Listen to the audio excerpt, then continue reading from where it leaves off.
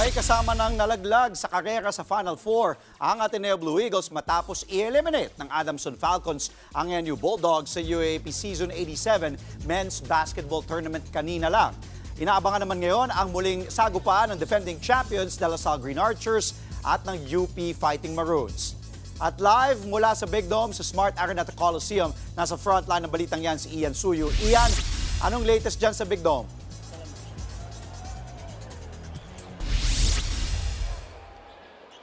Andre, patuloy nga ang aksyon dito sa UAAP Men's Basketball Tournament at mas lalong umiinit ang mga tagpuan dahil maraming teams ang nag-aagawan para sa huling dalawang pwesto para sa Final Four.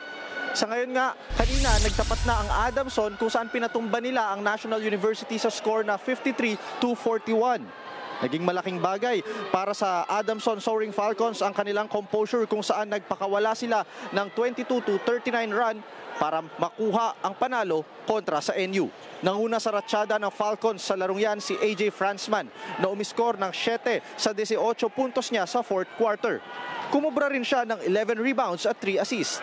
Dahil dito, napalakas ng Adamson ang tsansang makapasok sa Final Four sa likod ng 5 wins at 7 losses na record.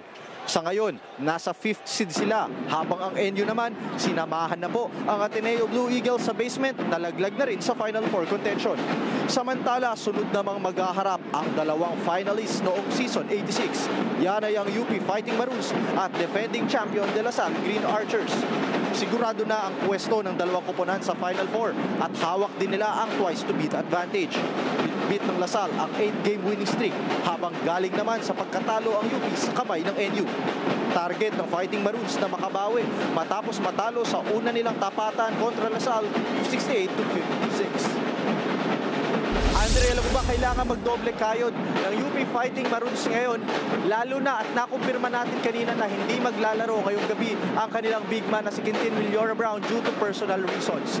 Inaasahang magsisimula ang tunggaliang tough kontra Diliman mamayang 6:30 PM. At yan ang latest mula dito sa Big Dome. Andre? Magandang bakbakan yan. UP versus La Salle, round 2. Maraming salamat, Ian Suyu.